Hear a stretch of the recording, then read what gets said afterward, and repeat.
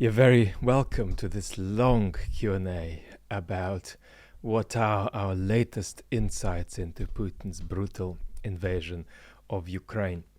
We've picked probably over 20 questions, and I'm going to answer them spontaneously, and I think the emotional texture of my response sometimes will say more than the literal meaning of the words.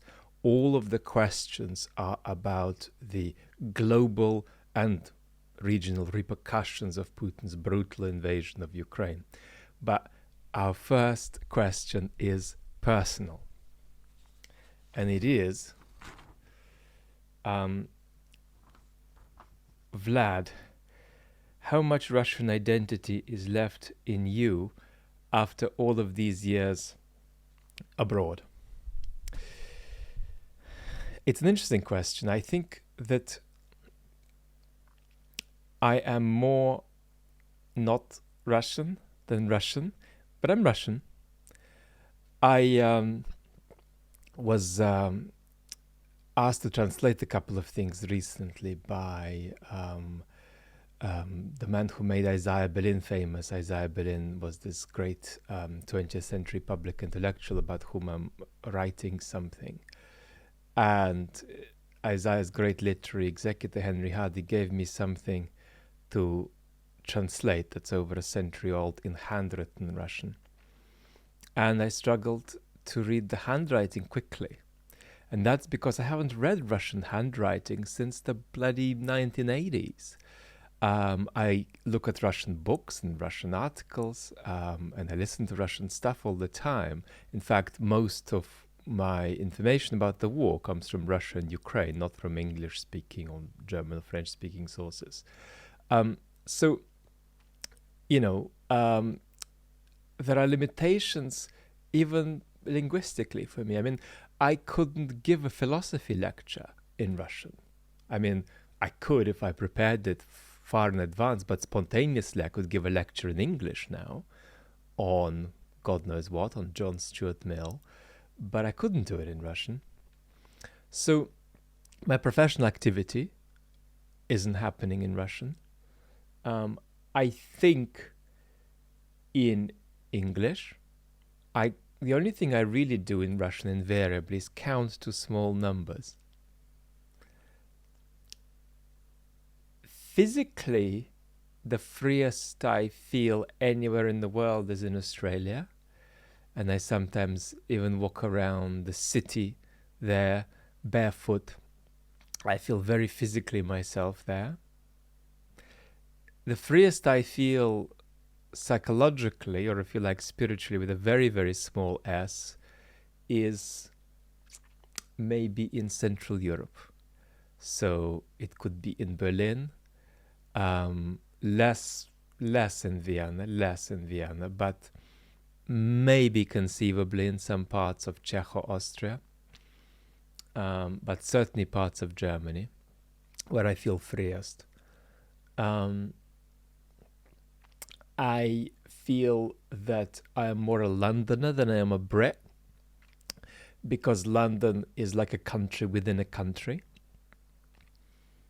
If you pushed me against the wall and said, what's your identity in one word, I'd say European. And for me, Europe begins in Budapest and ends in New York. So bits of the east coast of America are very much parts of Europe for me, and if you don't like that, go and figure. Now,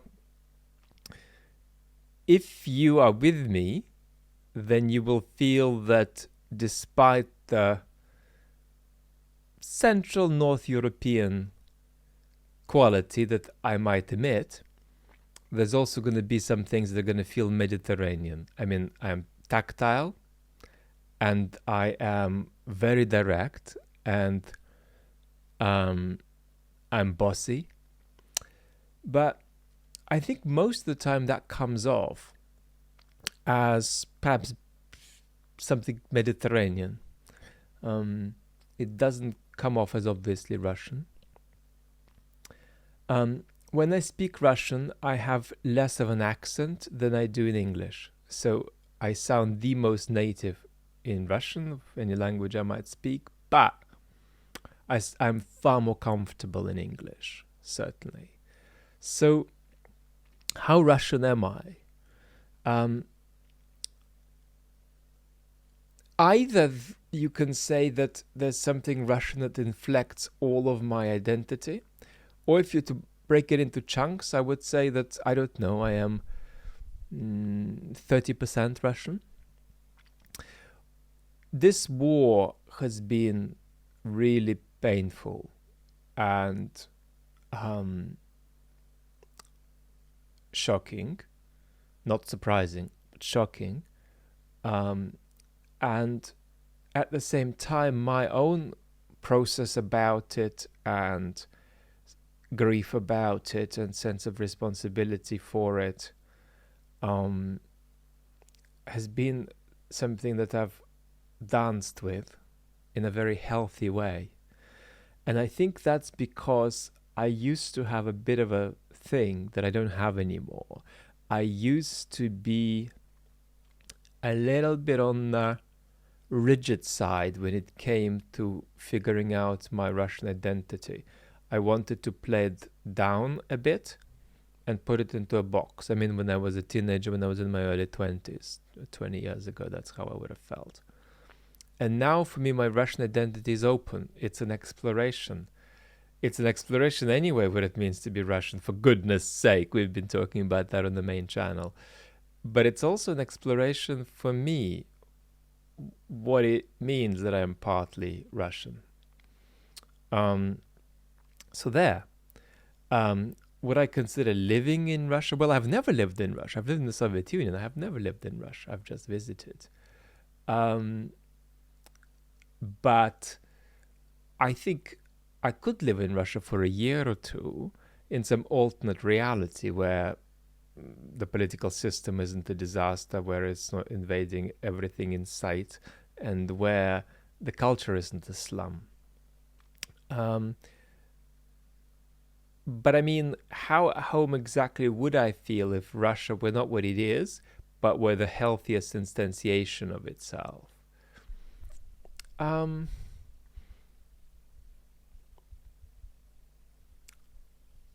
I'd know that I'm much more at home in the West, psychologically. I mean, when I speak Russian now, I feel a little bit of a coercive pressure.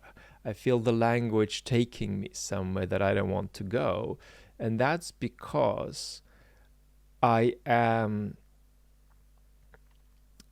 authentic with a degree of individuation and self-conscious individualism that even the Russian language militates against to some extent, as beautiful as the language might be, and as alive and organic as it might be in many ways.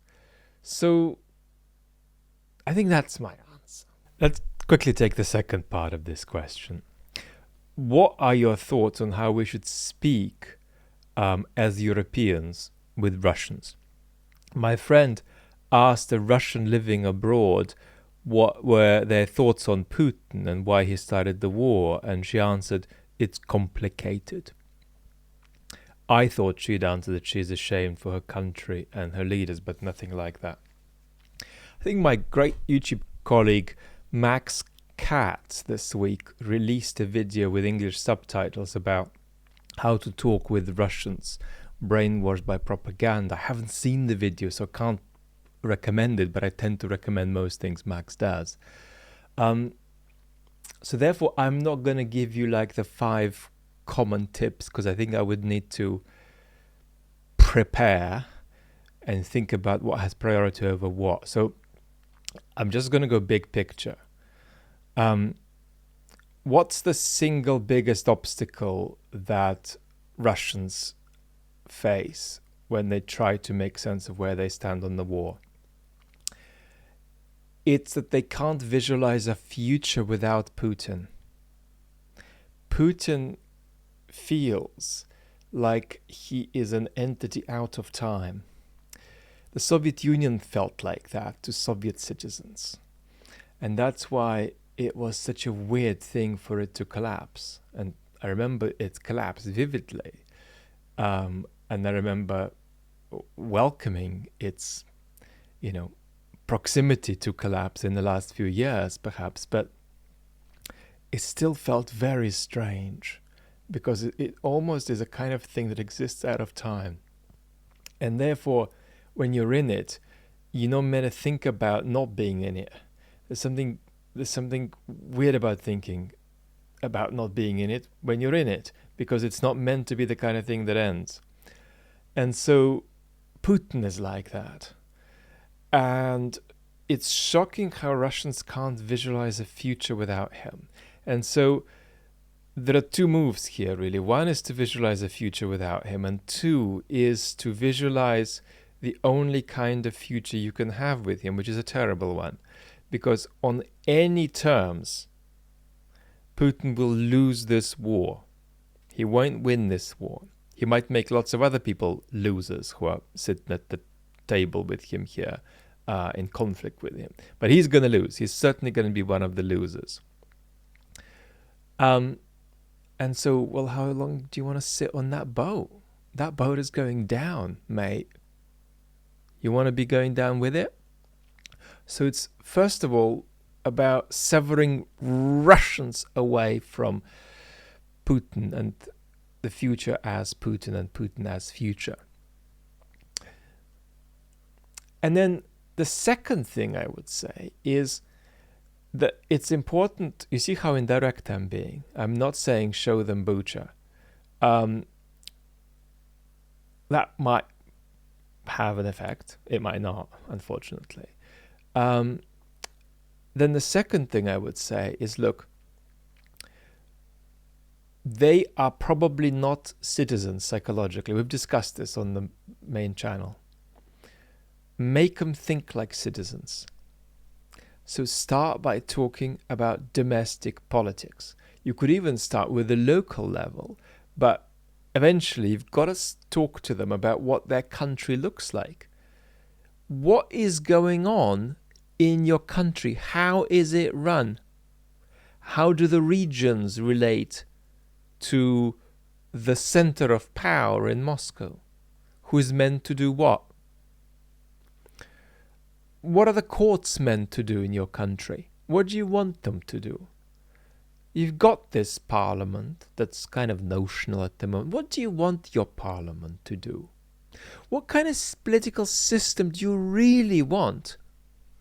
How vertical do you want it to be? How democratic do you want it to be? And so, do you want a parliamentary democracy? Do you want some kind of presidential system?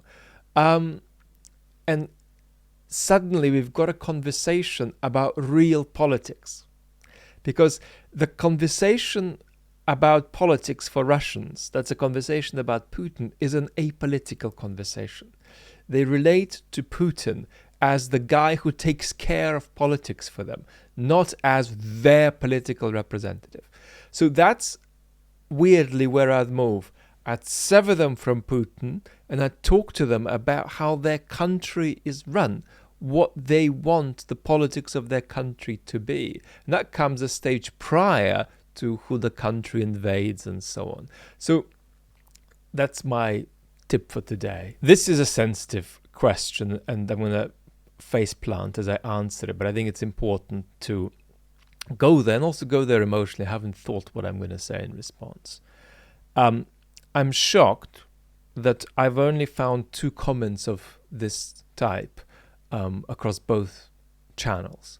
The comments basically say, Vlad, there are a couple of occasions where you've said that Putin is bombing his own people when he's bombing Ukraine. What the hell are you talking about?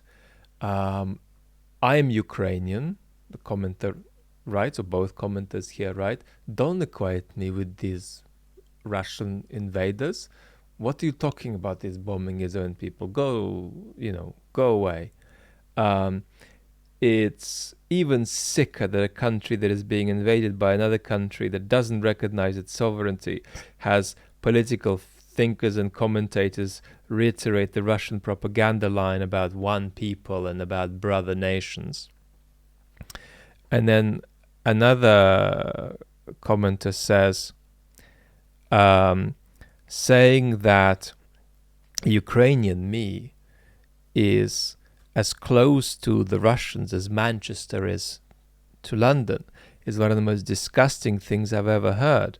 And the same commenter says, for goodness sake, stop calling me Russian. I'm Ukrainian. Stop saying he's bombing his own people.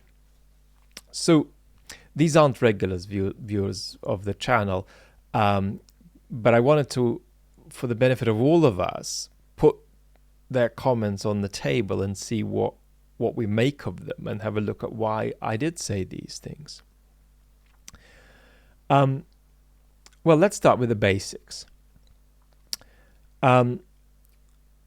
Ukraine has been invaded, and Ukraine's military infrastructure is being attacked, but Ukraine's civilians are being attacked. Many cities have experienced intentional bombardment of civilian areas, and several cities have been flattened. Plus, Russians have gone around massacring Ukrainians on the basis of a couple of drives, really. One set of drives is this discourse about denazifying Ukraine. And so what's happened is that these children, the soldiers, have begun to think to some extent in terms of the correct kind of Ukrainians and the incorrect kind of Ukrainians. And this distinction is so loose that one could end up thinking that all Ukrainians are incorrect kind of Ukrainians, that the only correct kind of Ukrainians are Russians. And so there you go. The other kind of drive for this is, of course, the drug taking, the alcoholism, the extreme lack of professionalism, the dysfunctionality in the Russian military, and also the fact that a lot of these boys come, and they've been deliberately picked from very poor and disadvantaged areas. So interestingly, to some of the looting, there's actually a class envy aspect. A lot of these boys are seeing Ukrainians living much better than they are living. So anyway, Ukraine's been invaded. There have been flattenings of cities and massacres. And this just instinctively feels to any Ukrainian, because Ukraine, just like other bits of the Soviet bloc, has this deep mythology about the Second World War. But to Ukrainians, this will feel like the Nazis are invading, basically. It feels like summer 1941. So in that context, feeling like you want to go and send to hell anybody who equates you with these invaders is completely understandable. So what am I talking about then when I say sometimes that Putin is bombing his own people?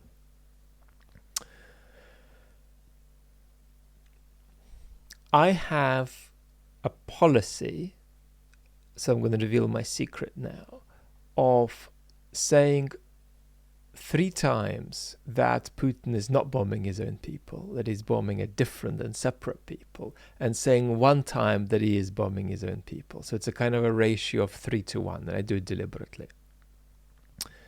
I say 3 times that he's not bombing his own people because, as one of Ukraine's ex-presidents, Leonid Kuchma, said in the title of a book, Ukraine is not Russia. Ukraine's political culture, of course, is radically different to Russia's political culture, and now Ukraine is experiencing this blooming sense of unified political identity that's not based on anything other than civic virtues, civic values, that accepts a democratic and a pluralistic society. It needs to get a little bit less corrupt, but there's a lot of really, really healthy unity and pluralism simultaneously in this new Ukrainian political identity. I think Ukraine's also come out of the Soviet experiment differently to Russia. I think Ukraine's come out freer and healthier. And I think that if we go back decades and decades and then a century and more, we're also going to find significant cultural differences. So Ukraine's not Russia. But in many ways, the two cultures are so similar that at a visceral level to the enlightened Russians, the bombing of Kharkov, or even the bombing of Kiev, will just look like the bombing of a Russian city, like it almost doesn't make any difference. So it's not that it's the bombing of a city that's very, very close to us in a neighboring country. Russians feel that too. But there's also this feeling that it really wouldn't make any difference if Putin simply just started bombing major Russian cities. So there is something to that. And there is something very, very twisted and sick about Ukrainian cities being bombed from Moscow. And that sickness is somehow about turning in on oneself. And then there is a kind of protectiveness that a lot of Russians would feel toward Ukrainians. And that's to do with something like how rapidly the more enlightened Russians might just feel like picking up arms and fighting against the Russian army, and themselves viscerally experiencing the Russian army as fascist invaders. You can observe some Russians who've moved to Ukraine who now just feel about this whole situation very much like Ukrainians do. So there's this kind of instinct of don't touch us, don't touch us. And the point here isn't that there is an us that Ukraine and Russia is simply part of. The point is that they are different, but that there is also an us there. And that unless you acknowledge that us, you're not going to understand some aspect of why this invasion is so sick and why Russians process it, the Russians who are grieving about it, process it in the way that they do. Now, let me be a little bit tough now in a way that I wouldn't be in the middle of a war zone with these kinds of Ukrainian sentiments. And here's how it'd be tough.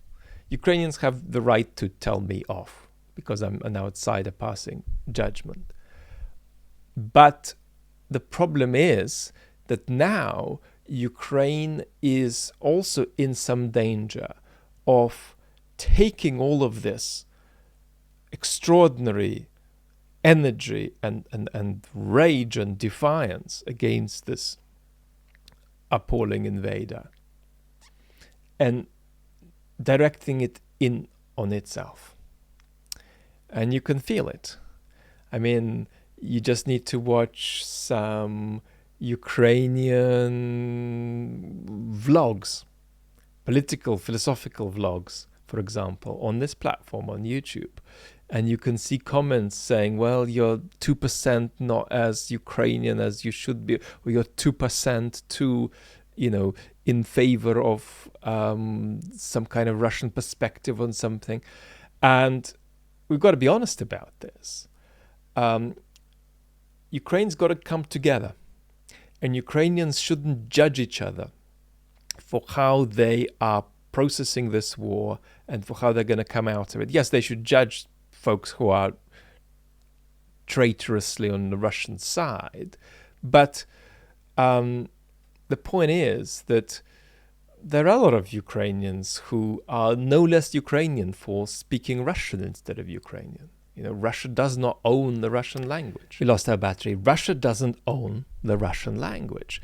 And it's important that Ukrainians don't become complicit in this Russian prejudice, that the Russian language is somehow all about Russia. Because one of the things we will be seeing is Kiev, if things go well for Ukraine, becoming a world center for not just Ukrainian, but Russian-speaking culture. So there is this problem now, and Ukraine's going to face it, and we're going to have to see how it deals with it, because inevitably there are going to be folks in Ukraine who are frustrated that some other folks who equally despise this invasion seem to them to be culturally, in greater proximity to Russia, and we're going to have to see how that goes. I think a lot of things are pointing in the right direction here. And that's really because the pro-Russian politics in Ukraine, even the organic pro-Russian politics in Ukraine, the politics that wasn't just spurred on by Russian manipulation, but was really authentically local, that politics missed something. And overestimated how much Ukrainians who seem to be open to look to Russia actually wanted to look to Russia politically. Because what's happened is that all of these Ukrainians who watch Russian films and speak Russian and will continue watching Russian films and continue speaking Russian, actually, it turned out, completely reject Russia's political model and also completely reject anything that Russia offers politically.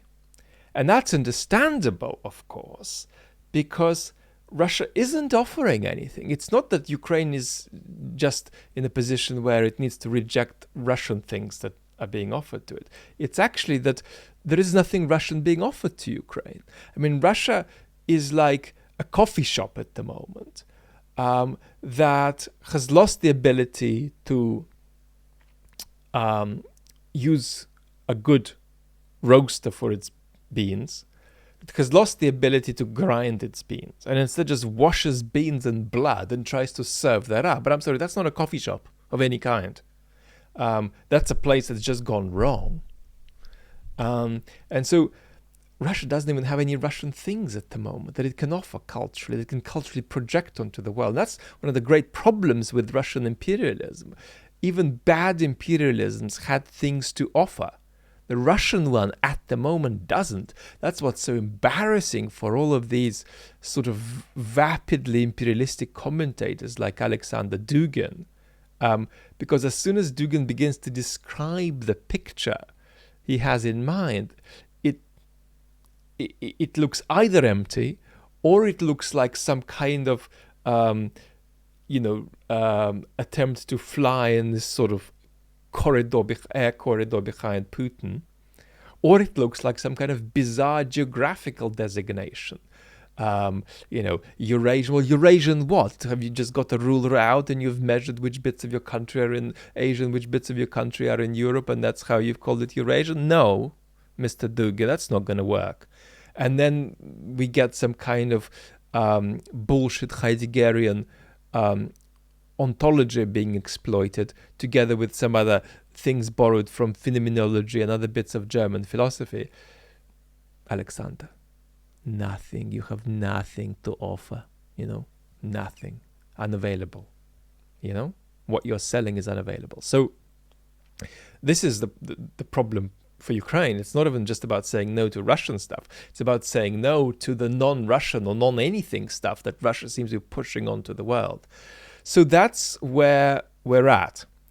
And so this 3-to-1 ratio, I'm going to continue. But of course, I'm going to continue it because this is not a politically correct channel. And this is a channel where we focus more on what we feel below what we say rather than on the surface of language. And sometimes at wartime, the surface of language really matters because people are so hypersensitive because bombs are falling on their head. So our next question is from Disaster Area, and it's about mysterious and unexplainable fires in oil depots and chemical plants in Russia. How is that communicated and how do Russian people react? Well, I don't want to comment in particular on these incidents, but let's extrapolate from this scenario to the abstract scenario of Ukraine blowing things up in Russia or Ukraine engaging in fire across the Russian border into Russian territory. What is going to be the response of the Russian regime about this? And this is fascinating, actually, because they're pulled in two directions. On the one hand, they want to say that this war isn't a war, it's a military operation. And so the natural response with any kind of blowback onto Russian territory is just to deny it, to say it's not happening. And that's obvious. But then there is an urge the other way, which is to use this as a way of escalating the war and as a way of potentially moving toward mobilizing the Russian population, which is simply something that the government still doesn't want to do, but there's a risk they will keep moving in that direction and eventually have to find a way of doing it. And that means, conscripting a lot of people and, declaring a sort of military state of emergency. And so they're caught between these two reactions of really, really playing it down versus really exploiting it. At the moment, we're in the playing it down mode, but the really exploiting it mode could kick in. And whether it does and to what extent depends on this fascist turn that we have been discussing. And the reason this fascist turn is so important is that you've got to realize that authoritarian and totalitarian regimes are not regimes that are on the same spectrum. Totalitarianism is not a worse version of authoritarianism. They're opposites in many ways. And one of the ways they're opposites is that authoritarianism is based, or at least in the Russian case, it's based on demobilized citizens. Totalitarianism is based on mobilized, politically activated citizens. And Russia is an authoritarian society going totalitarian that's still mostly in the authoritarian bracket. So how far it swings depends. It just depends. It depends on what folks at the top do, and it also depends on how Russians themselves keep reacting to the war. At the moment, my observation is that even the Russians who are going through the political motions of at lunchtime at work lining up in this Z shape, they're still doing it apolitically. You might say, what are you talking about? How can you apolitically line up into this ugly pre-shvasticated caterpillar shape? Well, it's because they feel, well, it's lunchtime. People have asked me if I do it. Perhaps I'm an employee in the public services. I'm kind of employed by the government. And so when I do the Z thing, I am not supporting the war as much as I am outsourcing my body for a period of 5 minutes for the political purposes of the regime. And that's a kind of deal I have with the regime.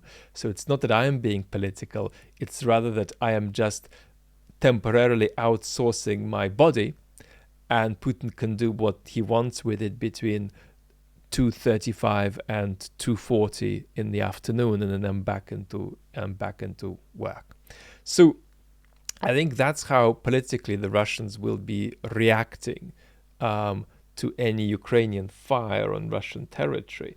And then the second comment from Disaster Area is, how could anybody possibly be wanting to join the Russian army? Well, Russians who have been in Ukraine fighting in very large numbers are refusing to go back or trying to not go back.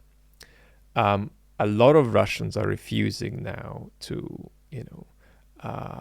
go and fight in Ukraine in the first place, and they will be trying to get out of it. At the same time, you've got to realize that poverty is a very, very big factor, and you're going to be paid a low amount, but it's going to be quite decent for you, and you might be able to take a chance. You might say, what kind of upward mobility is this? If you're going into this situation where you stand a very high chance of being killed, and you're going to be attacking a very close neighbor country for no reason. But nevertheless, to some young boys in Russia, this would feel like a very sort of twisted and risky form of upward mobility. Putin and health. So we've got a couple of questions, but it's basically the same thing. What's going on with Putin physically? There have been rumors. Could that make him decide one thing rather than another in the way he conducts the war?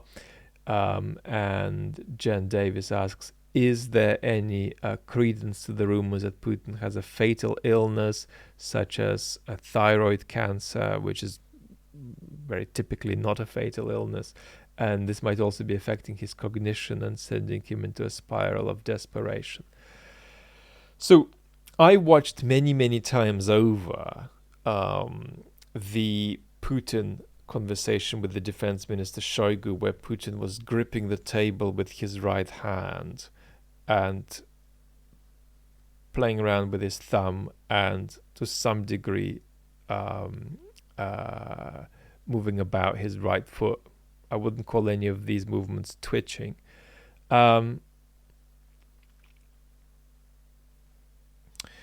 It's difficult. Valery Solovey, who is the main spokesperson in Russia about Putin's health, he is the guy who spreads a lot of rumors, quite frankly, about Putin's health, and we can't verify any of them. So he isn't necessarily wrong, but we can't trust him because it's not journalistically credible. It's just say so. He does have some sources and some access. I would probably take what he says seriously, but be more inclined to be skeptical rather than not. But his position at the moment is that Putin has certainly got, in his view, Parkinson's, and that the Parkinson's is nowhere near being Putin's major problem. We also do seem to have evidence that Putin has geographically coincided with a thyroid cancer specialist across many of his itineraries in recent years. Could he have something worse than this too? Yeah. I mean, he could. So far, his speech is clear and coherent, and his cognition is sharp, as far as I can tell. So I'd be more inclined to disbelieve Valery Solovey than to believe him, but I wouldn't dismiss him outright. So that's basically where we are. We've still not reached a stage where we can, with any journalistic confidence, confirm that Putin is very seriously ill in a way that impacts his decision-making. David James asks, could Russia break up? Is the Russian Federation fragile such that a defeat in Ukraine will embolden member states to break from the Federation and seek independence? Is that a possible outcome of this insane war? I think that question in of itself might not be at this moment poignant and fascinating, because it doesn't look like Russia will break up. But it's got a neighboring question there that is actually very poignant and powerful, and that's that at the moment, Russia's political system is too vertical, in my opinion, for Russia to ever come out of its imperialist complex, even without Putin and even without every single person around Putin. In other words, there's going to have to be a significant rearrangement of Russia's political system to give more power and autonomy to the regions for self-rule to some extent and control over their affairs, such that we don't have, local decisions, local economic decisions driven by out-of-touch edicts from the center, then applied in practice by corrupt puppets who are running the local area. All of that, I think, structurally needs to change. John asks, how have the more Russian-speaking folks in eastern Ukraine reacted to the war? It seems they're bearing the brunt of the destruction. I think this is a question that's really important. We already touched on it in my ramblings at the beginning of this video, but it's worth emphasizing it again.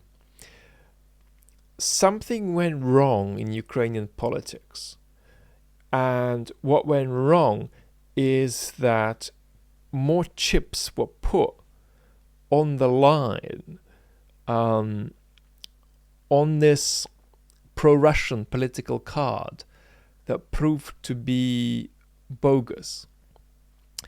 And it turned out that even the culturally pro-Russian Ukrainians basically were still totally capable of being absorbed into an anti-colonial psychology, anti-colonial movement against Russia, and that their cultural proximity to Russia did not mean that they wanted Russia's political solutions or political solutions in the Russian spirit. In other words, cultural proximity still meant that they did not want a political culture that was modeled on what Russia had or what Russia was offering or wanting to impose. I think that's very, very important, that a lot of the pro-Russian rhetoric in Ukrainian politics, a lot of it was local and authentic. It wasn't just imposed by Russia. And you always had a segment of the Ukrainian population that looked a bit more toward Russia. But the pro-Russian political rhetoric missed the fact that even these Ukrainians weren't interested in Russian political solutions. And so what's clear now after the war is that they too are part of this anti-colonial sentiment. And this was missed. It was missed by the Russians, who thought the Ukrainians wouldn't resist when they invaded. It was missed by some Ukrainian politicians too. And it was probably missed by the West and Western intelligence, who thought that the Russians would meet less resistance than they actually did. Now, are there still folks in Ukraine who are supporting Putin's invasion? Are there people in Kharkov who are supporting Putin's invasion? Are there people in Kiev who are genuinely, authentically sitting in their apartments and supporting Putin's invasion? Yeah, there are. You might say, are they completely out of their mind? No. I mean, yes, they are out of their mind, but they're not Russian agents. I mean, you're genuinely going to find some people in Kiev who are saying the Putin invasion is good and some of the massacres have been made up. And some of them haven't, but that's because it serves them right. Now, that's a dwindling minority, and it's not anything like a kind of block of 10 or 20% of the population, which would be the population that might typically be percentages that might be typically thought of as looking toward Russia. But there are these folks still. Well, that's inevitable. Ukraine's going to have to deal with them. But what's clear is just what kind of a tiny minority they are, and that all of these so-called pro-Russian regions are in fact completely culturally absorbed now and politically absorbed by an anti-colonial movement that resists the Russian invasion. Let's try to put together a couple of questions, see if that works for us, about whether it's possible to figure out a way of stopping the war via negotiations and compromise now. And my answer is no. But let's explore why. So we've got a lovely question coming to us from Greece, and I'm sending my warm regards to this viewer, because I miss Athens very much, and I miss some of the islands. Greece means quite a bit to me. But it's an excellent question. Look, there are things Ukraine wants, there are things Ukraine knows it can't have, there are things Russia wants, there are things Russia knows it can't have. Can't we find some kind of solution? You have this, we have that, blah, blah, blah, blah, blah. Why can't we work this out? Surely this adds up. And then we've got a question based on a thread by Kamil Galveev. And the question is from Itacat2. And the question is basically, well, is Kamil Galveev right? In one of his latest threads. Kamil is a young man who is, I think, still in his late 20s. And so you have to give him very much the possibility to develop and evolve as a public intellectual. He makes a big contribution and writes things that are very, very stimulating for the imagination. And sometimes you'd want to nitpick them.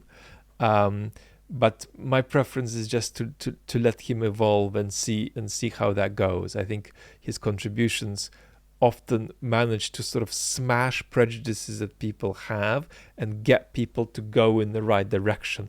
And that's more important, whether every single sentence in his Twitter threads, which are epic, is correct or not. So let's see what Kamil Galveev says here. He says, this is a war of memes. We'll come back to that. And so what you have to understand is that this is Z war. And the problem here is that there are some Western analysts who are unfamiliar with East European cultural context, and they perceive Z war as an accident. They presume that the Russian invasion results from some sort of misunderstanding or mistake that can be resolved via negotiations. And there's a quote of from Edward Luttwak here that Kamil brings up. And Edward says, the war need not continue because we can figure out a compromise. Ukraine has to say, well, we're not going to join NATO, we're not going to do this, we don't need to have that, but instead you can make this and that compromise, we can come to this arrangement. And Kamil says, no, this is the wrong way to think about it. And he says that's a textbook example of wishful thinking. Why should such a renowned analyst as Luttwak argue that the war need not continue? Because he doesn't need it to continue. I don't need it. Nobody needs it. A peaceful settlement is possible. But that's not how it works, Kamil says. He says the motivation behind Z war is not security or alliances or political affiliation. It's the need to extinguish wrong cultural memes and impose correct ones. That's why Z war has such a wide popular support and why Russians so easily agreed to total war against Ukraine. And Kamil says,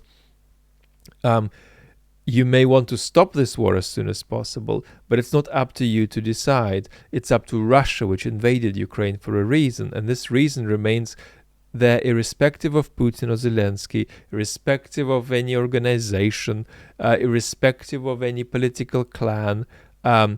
It's not a war of regimes, it's a war of memes. And then there's a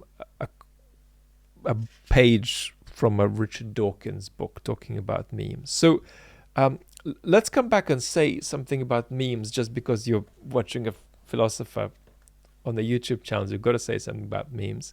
But first of all, is Kamil basically pushing in the right direction here, or is he saying something ephemeral, abstract, and sort of, is he being too smart for his own good here? Basically, in terms of the direction that Kamil is pushing in, what we've just read, he is right. He is right. You can't have negotiation. This is not what Putin is after. For Putin, this is a defensive war, an existential war, and a cultural and civilizational war against the West. Yes? A defensive civilizational war against the West. Yes? A defensive and civilizational war against the West, Mr. Chomsky, Mr. Mearsheimer. Yes? So let's have a little bit of this bit of Ukraine, a little bit of that bit of Ukraine. This is for the Ukrainians, this is for the Russians. No. No. You're completely misunderstanding what's going on. And we've been saying for weeks and months on the main channel that there is a pattern of escalation in the Kremlin, of which Ukraine is just one frontier. So yes, Kamil is basically, as I often find him, I don't read most of his threads, but I read some, pushing in the right direction. Now, memes. Are memes a thing that's real, and should you believe them? Now, memes don't really matter for Kamil's argument here, but what should you say about memes? No, memes are not a good idea. They're not a good concept. The problem with the concept is basically that they assume that cultural evolution works on some kind of a model of biological evolution, and that's just ain't true. And so there are two problems with Richard Dawkins' idea. One is that you can pick out memes at all. So one thing that presumably Richard Dawkins would want to be a meme is something like religious belief or the religious mind. This is Dawkins' expression, the religious mind. And of course, what often happens is that there is no such thing as the religious mind that in each and every culture is sufficiently the same so that you can apply that label and have any explanatory substance behind it at all. So you can't pick out these memes because they typically don't exist. And then the second problem is that the evolution of these memes does not work on a model that's equivalent to biological evolution. In other words, there aren't cultural processes that constantly move toward some kind of maximization of fitness or maximization of survival. Not at all. The reasons things change inside a culture are typically to do with other contingent facts about that culture, including the contingent values and the contingent expressions of universal human psychology in that culture. So that obviously shows that Richard Dawkins is a child intellectually. He's a very good explainer of some scientific concepts, but he's a public school boy. He's a 13-year-old public school boy, lining up everything very neat, everything very tidy, hair very nice, pockets very nice, zero intellectual depth. So the idea of memes is total B. I mean, imagine trying to explain how Beethoven evolved his compositional style in terms that are continuous with evolution. No, the reason Beethoven made changes to his compositional style is because he was manipulating the musical language that he inherited from Mozart and Haydn. And you can only explain that by internal references to culturally contingent musical developments. There isn't a biological model here. This was a rant. We've got to move on. Next question, really great question. Could Putin destroy the world? Wishing you good health. Question. Supposedly Hitler in his final days was in the bunker and made the statement that if he could press a button to blow up the whole world, he would. Do you feel that Putin is of the same mindset in regards to nuclear weapons?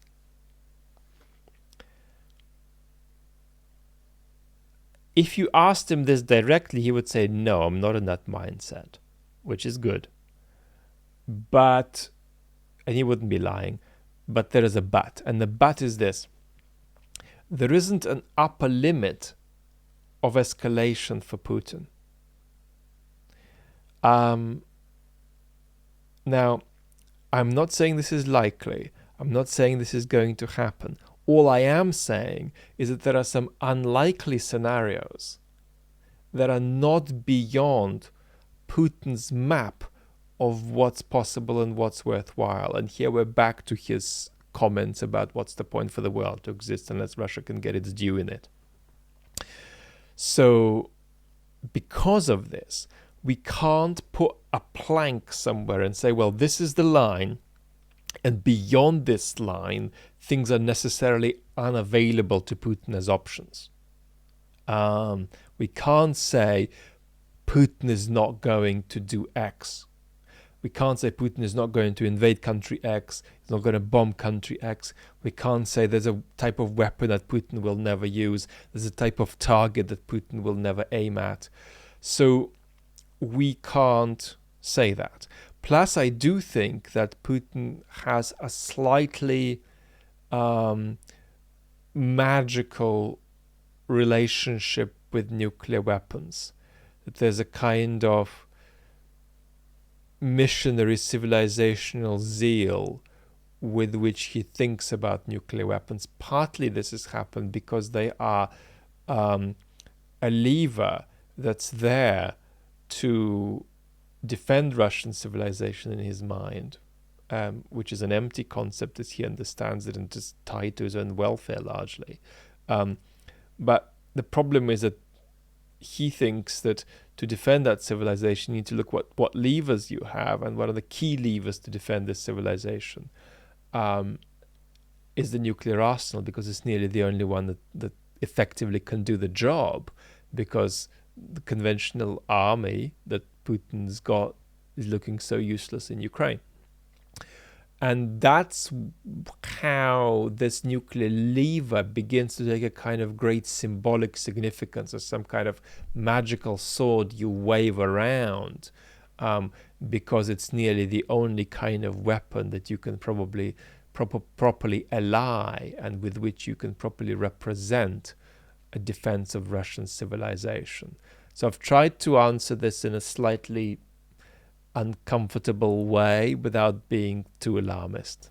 Original Whig asks, I'm fascinated by how the it's all fake, it's all a hoax, it's all staged language is absolutely identical between the Kremlin, Trump, and Alex Jones, InfoWars, all of that sort of stuff. Any idea how that came about? I'm not even sure are we allowed to say Alex Jones and InfoWars on YouTube? I hope so. And by the way, eventually I'm going to need to collect your emails, folks who follow the channels, just in case something happens to a channel, so we can reconstitute as a community. I'm going to get in touch with you soon about doing this, particularly those of you who watch this really regularly, just so we don't get broken up as a community by something weird. Let's say we show some picture of the war and it offends the algorithm or something else. Let's look at this. I mean, this risks taking us into the Russiagate territory. Now, it's been a plan for the Russian regime to interfere in Western democracy. Through one of the upcoming questions, we might end up saying more about this. So there's been this attempt to destabilize Western democracy. And there has certainly been an attempt to intermittently favor certain candidates and favor certain forces in Western politics, so as to hopefully produce havoc. The Russian approach is rarely to favor particular candidates all the way. It's to produce havoc by favoring intermittently one candidate or another, or one political, agent or another. So we've got to be honest and say that some of this fake, hoax, it's all staged, post-truth stuff does come from Russia and has come into our societies from Russia.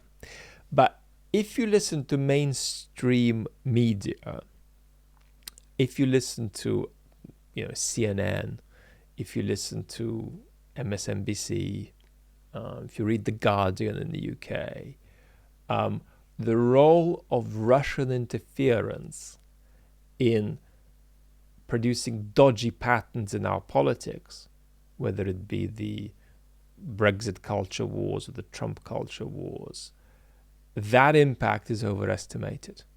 So more of this stuff than these sorts of journalistic outlets allow is local. Is local. And one of the most dangerous things in the world for Western democracies to do is take very toxic forces that are operating inside our societies and simply attribute them to foreign agents. Because this creates a situation where you feel that if you turn off the tap of this foreign interference, in principle, if you could, if not in practice at least, then you're going to get rid of the problem. But that means you're completely blind to why your democracy is declining. And you're going to sleepwalk your way into no longer being France and being Hungary. And then being Hungary, you're going to sleepwalk your way into becoming Belarus. So this is a real problem. I think that part of it is, yes, Russians seeding this stuff, but the overwhelming preponderance of this is a kind of global distribution of certain kinds of political culture. I think they're partly driven by the state of the internet and the state of our public squares, but not wholly so, because you're already beginning to see this politics in the 90s. You're beginning to see it in Russia. So I think that there is the Russian manipulation and interference, but there is also this sort of natural migration of political methods. And the bottom line here, I think, is that we in the West are facing a genuinely local crisis of trust in political institutions that is historically unprecedented. The great British politician Shirley Williams said not long before she died, a year or so ago, I think, that we're facing the biggest crisis of trust in public institutions since the 19th century. And I agree that we probably are facing the biggest drop in trust in public institutions since the middle of the 19th century, in my opinion, since the revolutions of 1848. That's huge. And so the real explanation for why all of this stuff works, well, this didn't really happen, this isn't really true, why political candidates can say that night is day and still not lose credibility. We are living in this through this extraordinary crisis of trust. And it's out of this crisis of trust that we're going to talk about a lot more in the future on all of these channels that we're talking on. It's this crisis of trust that's generated what we call the post-truth cultures. Yes, there are triggers. I mean, clearly, the first major event in the West that didn't cause this and bring it about straight away, but certainly was an important trigger, was the Iraq War. I actually think that the decline in public trust was inevitable anyway, but the Iraq War was very, very, very, very toxic, and the untruths that Western citizens heard about the reasons for the West's involvement in Iraq, not all of the West, but some Western countries, the reasons for the involvement were so false and so flawed and so delusional that it shook people's sense of not just the truth of these particular claims, but people's sense of what's true about anything altogether. So that's a little bit of a sort of rambly answer, and I hope original Whig is semi-satisfied with this. Let's move on. The next question is the most difficult one to balance, and it's come in slightly different variants from lots of people, and I've picked three. Let me start with, and I'm so sorry I can't say your name, Anca or Anca. Hi, Vlad. Wishing you a world of health. Thank you so much, and a long, healthy time ahead and lots of prosperity and peace. Question. Would I make a wise choice by moving to Ireland sometime during the next months? Is that a relatively safe area for the next years, safe from aggression and all other bad things happening at the moment. I'm currently in Romania and feeling in high danger, can't sleep, wake up several times per night with palpitations and haven't been able to eat. Looking for the chance to live a good life for at least, another 10 years, somewhere beautiful and safe and normal. Okay. I mean, this has been a time where people have been giving each other advice, and I have struggled to give advice all around. I mean, even Russians have been asking for advice. Should I run away from the country now or later? And these are all terribly personal decisions. And it's often profoundly unhelpful to say what I would do, because for that to be helpful, you would need to know me deeply, deeply, deeply well, so that you could then say, well, Vlad would do this, but because I'm not like Vlad in this and that way, I'm going to do this something else. So what would I do is kind of a silly and irrelevant question. But for what it's worth, I think it has nearly zero value. I wouldn't be moving. I wouldn't be leaving Kiev now, and I wouldn't be moving out of anywhere at the moment except Prednistrovia, that bit in Moldova. That's where I'd move out of, because you would, as a male, for instance, risk being mobilized, and that's genuinely a problem area where I'm uncomfortable. My sense is that there is no urgency to move anywhere at the moment, but I would keep this as something one reassesses. The approach I personally favor is just to say, well, look, this is kind of not an emergency, because emergencies are urgent. And this is a bit of a slow burning escalation. And so it's important to try to protect one's nervous system, to be informed, but also not to oversaturate oneself with crap and information all the time, and to just let it develop and react appropriately as the situation develops. So I would think of it as a kind of a transfer of the world into a dynamic of higher risk. But that's it. I wouldn't call this an emergency. So it really depends on how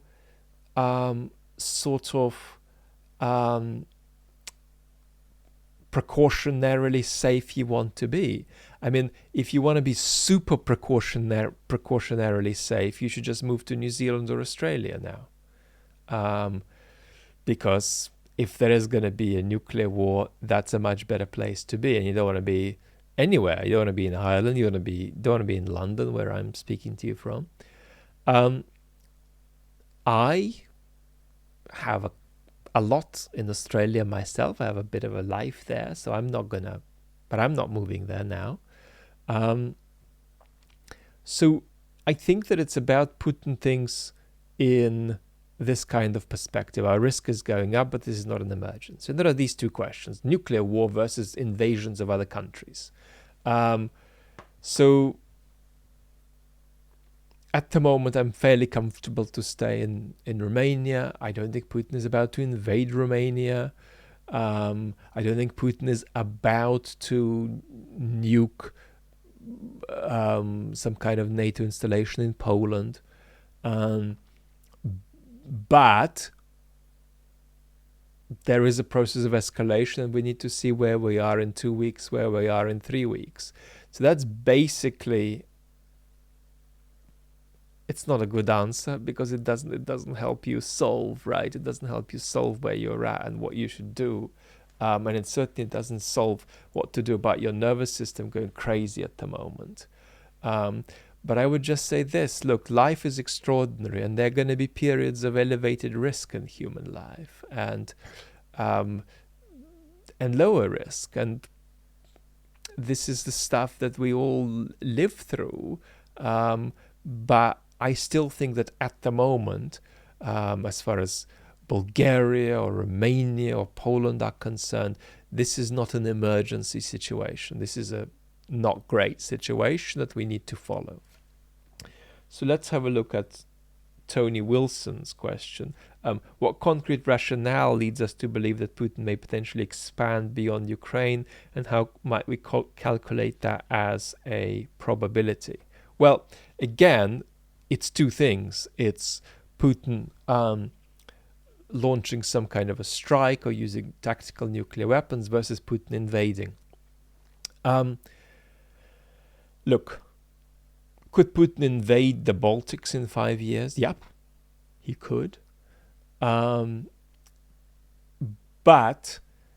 we're not there yet. We're several steps of escalation away from this.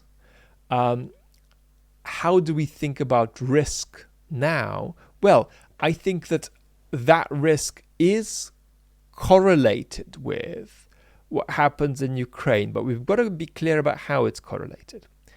Putin will be prone to escalating whatever happens in Ukraine. So it's not that we can give him what he wants in Ukraine, then he'll calm down. Again, these voices are wrong. You can't do that. They simply misunderstand what's happening. And the few noises of this kind have come out of Noam Chomsky. Noam will be talked about in 400 years for his contribution to our process of language acquisition and to the philosophy of language. And he'll be remembered as a deeply astute political activist of great integrity and intelligence. But no, sorry, Noam, this is not what I've heard recently from you is not quite right. It sort of reduces this conflict to, a pragmatic discussion, which is the sort of thing that we were pushing against just a few minutes earlier. So you can't appease Putin by giving him, enough cake so he shuts up. But again, hitting him hard on the nose in Ukraine will not stop him either. But of the two, which stops him more? Hitting him hard on the nose, on balance. So the thing we've got to say is, let's try to make Ukraine win this war as far as possible without getting too escalated with nuclear risk. This is a very hard balance to strike, but that's basically the equation we're after. We want to give weapons to Ukraine, pump Ukraine up, give Putin as much of a bloody nose as possible, short of risking nuclear war. And that's the equation that we balance via a complex series of micro decisions, mostly made by the United States, over a series of weeks and potentially months. But if we sort of talk about this in rational choice terms, there is basically no equation which for sure guarantees that Putin remains contained to Ukraine. Because again, he's fighting a civilizational and defensive war against the West here. So you might say already this isn't contained to Ukraine because Putin isn't thinking that he is at war with Ukraine. He is involved in an indirect conflict with NATO that's going to develop in various kinds of ways. That's a bit of an inadequate answer, but it's my sort of best late night version. And then Purple Moon asks, can we call the Ukraine war a world war? It's affecting the whole world, and while things in the world that have been altered by the war aren't as horrible as what we've seen in Ukraine, but still this seems like a global problem, and the whole world is involved with the sanctions regime and supplying the weapons. Well, look, I agree the sanctions are an act of war against Russia. I don't think this is an argument against the sanctions. They are an act of war against Russia. They're just a non-military act of war. So we do have a global conflict here.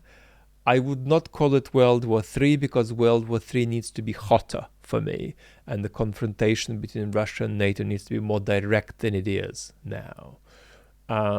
So no, I don't think it's World War III. I think that we're in a situation where we're escalating toward World War III, but we've got many, many stops along the way and many possibilities to avoid it. So World War III is not something we lapse into tomorrow. And by World War III, I do mean a major confrontation between major powers with unlimited weapons being used. So we're nowhere near that today, and we won't be anywhere near that next week. But the momentum is taking us, an inch at a time in that direction as things stand. Our next question is from Lorem Ipsum, and actually to some degree we already answered it when we talked earlier about the Russian interference in Western democracies and Russia's attempts to undermine them. But let's talk about it maybe a little bit more interestingly. I'd really like to know where the new propaganda came from and how it was spread to the West. How does the social destabilization that Russia tries to do to Western democracies help their end goals? And do we know what their end goals are? And how does this really differ from the aim of the Soviets? Well, very differently. I mean, the Soviets wanted to basically propagate a certain kind of ideological project. It may have been a contradictory one, a false one, a flawed one, a fake one, but it was one. Russia does not have an ideology as such. Now, what are the goals? The goals are clear. The goals are to create instability and democratic decline such that more Western societies move to a situation where suddenly they don't have free media, where suddenly their court systems begin to wobble, where suddenly it becomes difficult to kick somebody out of office. And there is a sort of quasi-ideological aspect here, and that's that Putin thinks that democracy is bullshit and you've got to get rid of it. It's never real anyway, But then there are these pragmatic reasons that Putin thinks that there's more of a chance of alliance with post-democratic Western societies. And he also thinks that it's actually impossible to negotiate anything with democracies because you've got these leaders that keep coming and going. And Putin is beside himself with all of the nonsense that he has, I'm not speaking for myself now, with all of the nonsense he has seen. All of these people are useless. You speak to them, tomorrow they're gone as somebody else is coming to speak to you. You can't arrange anything. You can't agree on anything. There's this constant rotation. Can I please have Mr. Orban? Can I please have Mr. Orban 5 years ago? Can I have Mr. Orban 10 years from now, 15 years from now? It can be stable. We can see where we are. We can see what we can sort out. So post-democratic Western societies can come into Russia's orbit more. They can be bought more with various kinds of personal bribes too. And 3, they can be negotiated with more effectively. And I mean, the other thing is that if Western societies are caught up in internal squabbles, what that potentially leads to is them taking their eye off the ball in foreign policy. The problem Putin has got now is he's created a situation that's the very antithesis of this aspiration.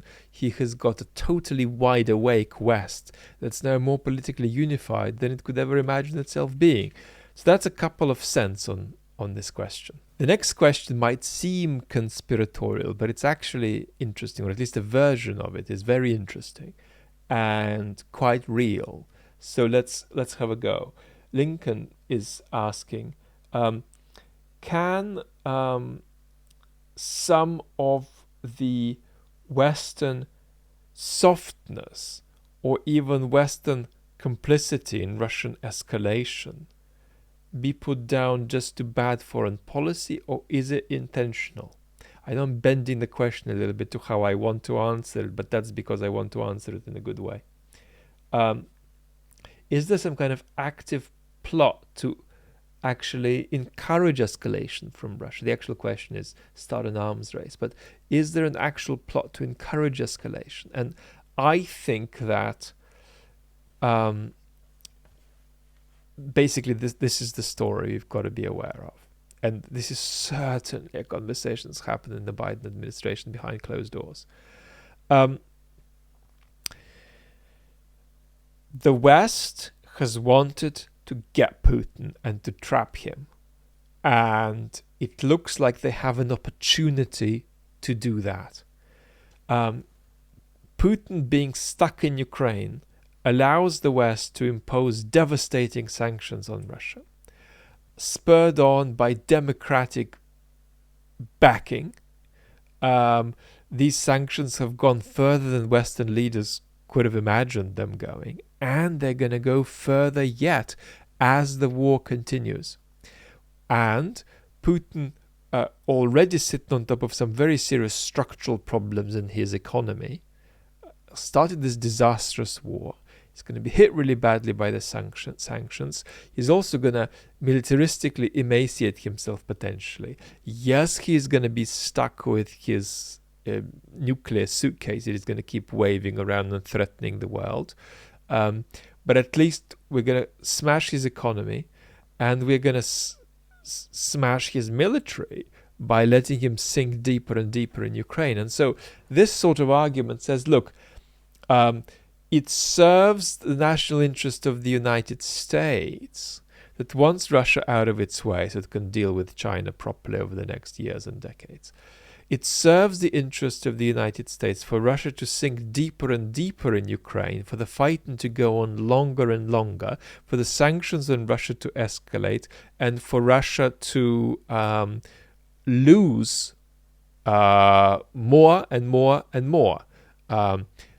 In Ukraine, lose its capacity to run its own political system properly, lose many bits of its military, have the war go so badly that increasingly conflicts appear between the different agencies and the different centers of power in Russia. So are there people in the Biden administration wishing Russia could just sink deeper and deeper into this war like a kind of swamp, rather than wishing for the war to end as soon as possible? Yes, I think there's a lot of folks who are feeling complex and conflicted about this, because Putin has basically been caught in a trap, and as he goes into nuclear escalation, he's completely screwed. And he has basically walked into this position. Freely. He's walked into this trap, and he's now beginning to sink in Ukraine, and let's have him sink deeper and deeper and deeper and deeper. And here this is really important to emphasize. It's in the West's national interests that Ukraine wins the war, but it's not necessarily in the West's national interest that Ukraine wins the war fast and painlessly. And this is really important, and we've got to be honest. There isn't a perfect union, a perfect overlap between the national interest of the United States and the national interest of Ukraine. There's significant overlap, but they are not the same. And there are certainly people thinking, goody, we are excited about Russia sinking deeper into this swamp, and we're happy to keep them in that trap longer and in a maximally painful way. Know when you know. I know when you know. Your question is next about this article that you sent about Russkiy Mir, The Russian World, written by somebody called Evgenia Kovda, who I think is a filmmaker. And I skimmed the article and I thought that its core arguments actually were good. So here goes. Most experts interpret Putin's enduring rule in general and this new war of his in particular as a Soviet reboot.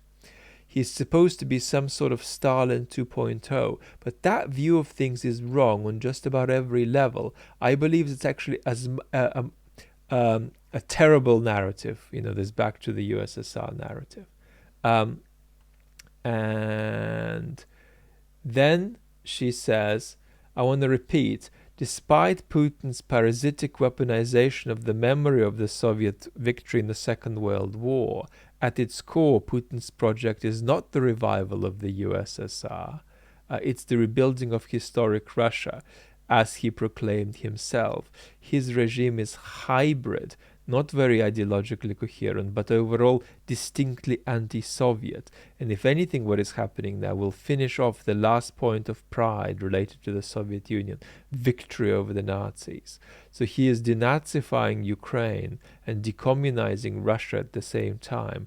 I wouldn't be surprised if he'd finally managed to bury Lenin's body and get rid of the mausoleum. Now, the only way Russia would get rid of Lenin's body soon is if it took that totalitarian turn a bit further. Because at the moment, Putin's feeling is, well, a lot of people still associate positive sentiments with Lenin, so I'm just going to, not cause too many ripples and he can stay in the mausoleum in the Red Square. But broadly speaking, what I read is right. In other words, Putin's project is basically, his project vis-a-vis the Soviet Union, is basically to make the Soviet period continuous with the Russian Empire and drop off those bits of the Soviet period that were discontinuous with the Russian Empire. And of course, Lenin is a discontinuous bit because Lenin is a goddamn revolutionary. The last thing we want is populism, mass mobilization, and revolt. And we don't want communist ideology either. But what we can make continuous with the traditions of Tsardom, various traditions foreign interference, dominance over a sphere of influence, projection of power overseas, and domestically certain kinds of order, certain kinds of conservatism, certain kinds of authoritarianism, blah, blah, blah, blah, blah. All of that can be continuous, and what's not continuous, we're going to drop off. I do think that this is a fair analysis, and of course that is what Putin has in mind when he says that the greatest geopolitical catastrophe of the 20th century was the collapse of the Soviet Union. He is not saying a pro-communist thing when he says that, and he is in fact saying a pro-Russian Empire thing, because with that statement he is trying to say that the disaster was that this thing, insofar as it was continuous with the Russian Empire, collapsed. And there are lots of bits of it we didn't like, but because it was to some degree continuous, and I'm going to tell a fanciful story about how it was more continuous than it really was, blah, blah, blah, blah, blah. But basically, that's what Putin's regretting. He's not regretting the Soviet ideology, for example. He's not regretting the revolutionary zeal of Lenin. Hope this was a tiny bit of an answer. This is going to be brief because it's potentially going to require a separate chat. But basically, the question is, mention in your next video a bit more about the church and their recent involvement. Well, the Russian church is a government department. The Russian church is more militaristic in its discourse than the Kremlin. The Russian church is doing grotesque war propaganda that runs ahead of many things that you're going to hear from the folks around Putin. And that has been happening for quite a while. So we have had bombs and missiles being blessed by Russian priests before being sent off to Syria. This is the state of the Russian church today, but obviously we're going to have to say quite a bit more about how far this goes all the way down and what the future prospects are. sshender asks, is Putin trying to stop time? What could we possibly be talking about here? Well, there's a reference to a clip by the adorable Katerina Schulman, who is a Russian political scientist who's been deemed a foreign agent and is, for now, moved to Germany. And she said in a clip, very roughly, and this is, I think, beautifully summed up here, she postulates that the war is a last-ditch effort to freeze the hands of time, both for Russia and for the aging Putler and his buddies in the Security Council. And so the hypothesis here is, look, Putin is saying this way of running the country ain't going to work on the younger generations. So we've got to do something about this. We've got to create a situation where they'll have to deal with it and they won't find a way of resisting it. So we are on the losing side here because we aren't accepted. Our politics isn't accepted by the younger generations, but we're just going to impose it on them by breaking their future off, by isolating the country, making them stuck here, cutting them off from the world, cutting them off from prospects, and then they're going to have to deal with this.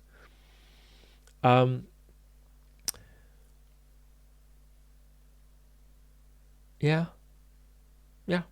big. This is big. I mean, the degree to which this war is an act of self-preservation for Putin is huge. That's half of the story here. And the problem with what Schulman said is that if you set her off to go for another hour, she would give you 10 other reasons behind why this war is happening. So she has a complex view about this. But this sort of stuff is a big factor. And there is no doubt there is a generational consideration there, that there is the sense that the younger generations will not accept this. Who is this pensioner who seems to be deciding everything somewhere so high up there you can't even reach him? You need to talk to somebody who talks to somebody who talks to him, and then it comes back. Well, what kind of a way of running anything is this? Forgetting about whether these people like the wars he's doing. I mean, this is just a weird way to run your society. Feels a normal 26-year-old Russian who's urban and who uses the internet and speaks a little bit of a foreign language, perhaps. So, yeah, I think so. I think that this is the feeling that history should be with Putin, but it isn't. So he's going to need to make a few radical maneuvers and make sure that his idea of how history should go wins, and that the younger generation lose, and that the younger generation don't, as it were, kill his politics and his civilizational vision, as they might, unless he engages in this kind of brutal attack on Ukraine. So that's, yeah, I do think that's actually substantial. Next question I might need to back out of. Your thoughts if Russia strikes a NATO country like Poland, do you think the US and other nuclear powers would hesitate to retaliate? Look, I'm not going to answer this question because I don't know, and I'm not a military expert. There is politics involved here, but let's just frame this question very accurately. And we frame it also in the context of potentially Finland, Sweden, joining NATO. If you've got a situation where a NATO country is attacked with let's say, a small-scale nuke, and you are the US president, do you want to kill 100 million Americans? 150 million Americans to protect Finland? Is that in your national interest? That's what you're supposed to do. This is difficult. This is difficult. And that's why,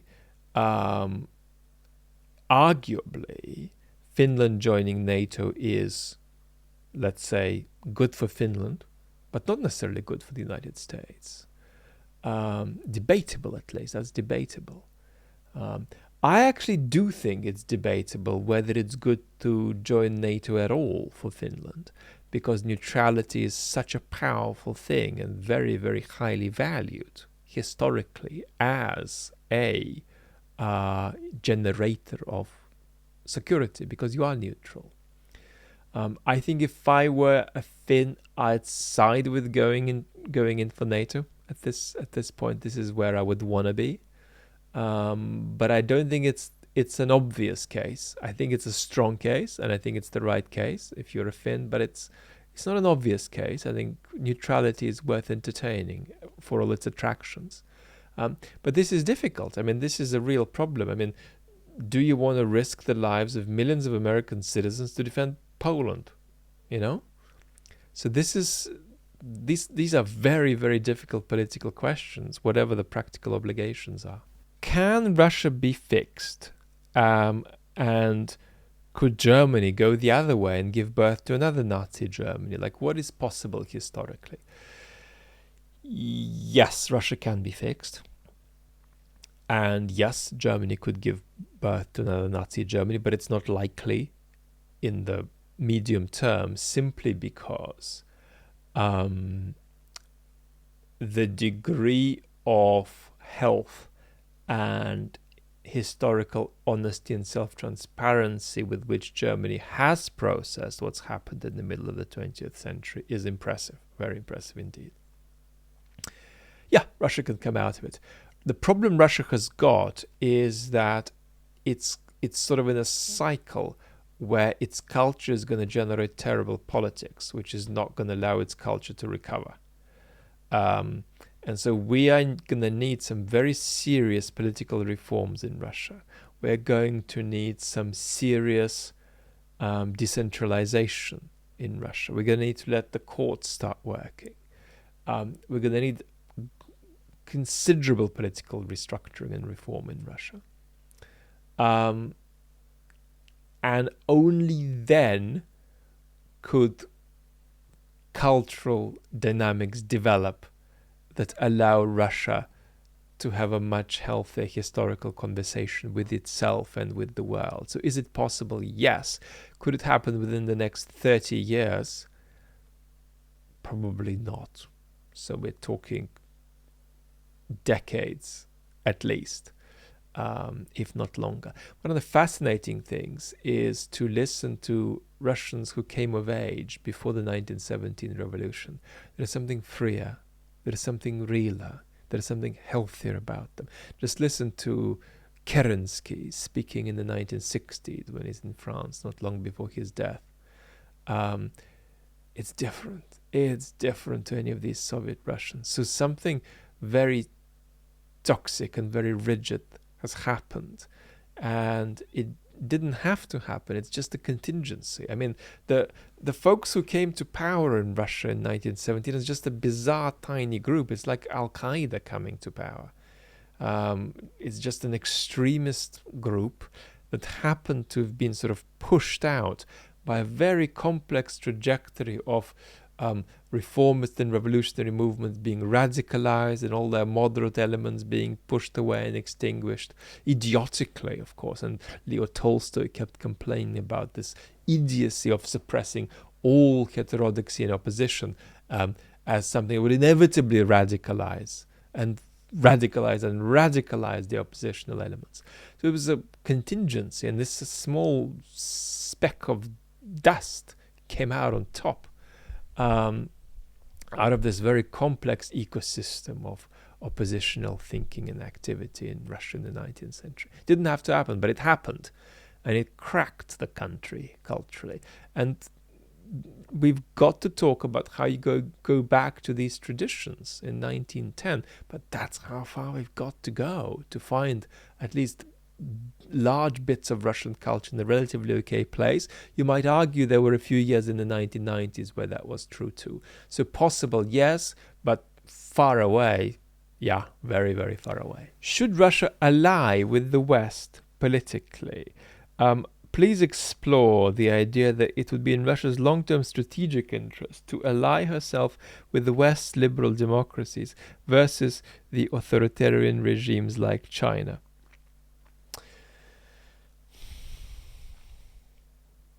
Russia is a European country. And the clearest evidence for this is that when Russia tries to say that it's not a European country, it either comes up with total bullshit that doesn't make any sense, or it comes up with European resources, European cultural resources. So Russia isn't European like other European countries, but Russia is significantly European. Russia favors certain conservative European traditions, perhaps, but the materials out of which it constructs its path, it constructs its self-image, are European materials. There is a book on that shelf there by a writer called Marc Julian, written about 25 years ago. It's called The Autocritique of Enlightenment. So it's not even the critique of enlightenment by the counter-enlightenment movement that came after, by the romantic movement that came after. It's about the Enlightenment's own self-critique. And this is really the ballpark we're in, that when Russia tries to drift away from Europe, all it's doing is just using European critiques of European ideas and European critiques of European cultural ways of going on. So Russia is kind of inevitably in a fairly set circle, a set orbit. It can maybe come out of it to some extent, but fundamentally, the preponderance of the cultural and intellectual resources that Russia can use to make sense of itself and the world in which it finds itself are European. So it's going to be a little bit like a dog chasing its tail for it to try to come out of this and use other kinds of materials. Russia is only going to be able to sort of push itself away from Europe using European materials. And so that push will then be a kind of elaboration and expression of European cultural development as opposed to an abandonment of European tradition. Notice what we said earlier. We're going to say this in a more detailed way in a future episode, how spectacularly vacuous and unavailable these options and stories are that say that Russia is not a European country at all. Who or what comes after Putin? Is there anyone from inside or outside the regime who could reverse the totalitarian slide? Is there potential for something worse to take over after Putin? Yes. Actually, yes. It's less easy to imagine now, but still the answer is yes. And the other question is there anyone in the government who would not be more of the same? Or would that be several years off? Well, there's a lot to say here, but let's just leave it with just one hypothesis. Look at what happened at the end of the Stalin period. Maybe watch that film, The Death of Stalin, which is a comedy, and it's not entirely historically accurate, but it's really quite fun and well made. And then look at what happened in the 80s with Mikhail Gorbachev. And so what happened? Well, what happened is that the most innocuous, the most perceived as weak candidate got elevated to the top, partly because they were a safe bet, partly because there was a feeling that they could be manipulated or even pushed off the throne if necessary. That's how Khrushchev came up. That's how Gorbachev came up. And notice, I mean, Gorbachev is probably as great as any living politician. He gave freedom to folks living under the Soviet regime. But he wasn't always as progressive as he was when he was in power. If you look at what he was up to in the years before, he wasn't always the most progressive voice in the room. It's a complex story. And then, of course, what happened is that Gorbachev didn't turn out to be weak. He was weak on the terms of the folks in power for whom strong meant carrying on the same hawkish, reactionary, conservative stuff. That was strength. But the true strength turned out to be the strength to persist with the reform. And then Gorbachev's extraordinary strength was not just to persist with the reform, but as your reforms are not materializing, at least in the aspiration to keep the Soviet project together, to desist from violence on the whole. It's a very, very extraordinary step. Nobody in Gorbachev's place, none of his predecessors could have taken that step. They would have all reverted to violence to keep the Soviet Union going. So what am I saying here? What I'm saying is that there's a bit of a historical pedigree here of a slightly grey, slightly wishy-washy figure who is perceived as perhaps weak, as perhaps not a threat, coming along at the tail end of a sort of aggressively conservative and hawkish regime.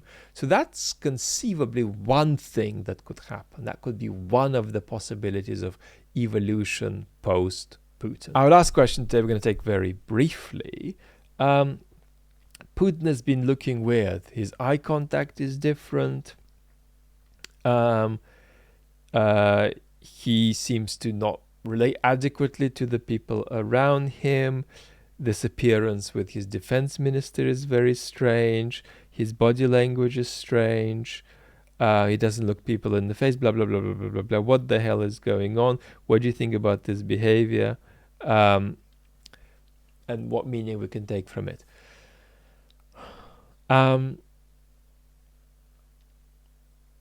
Worrying, a bit worrying, I have to say. His mental health is clearly not as good as it was before. And on top of that, or relatedly, he's increasingly isolated. I mean, he's talking to a very small number of people. And in some ways, he's talking to nobody except himself. So that's a worry. The isolation is a worry during the COVID period, which is still going on. Then the problem is that he is now isolated from folks around him because of the war, and then there are the health questions. Is some of his isolation, reclusiveness, sort of withdrawal into himself also a bit about some health issue going on? And how is that going to affect his brain and his decision making? Well, we don't know. And all I can say is that he is a bit less there than he used to be, and he's a bit less reachable than he used to be at the moment. I can't confidently assert anything about his illnesses, but it's not looking good. The only thing that is looking good is he's still speaking coherently and strategically. So we're going to see how this evolves. My personal view is that we don't want a Putin who looks like he's losing his shit with his neurological and mental health. That's not something we want.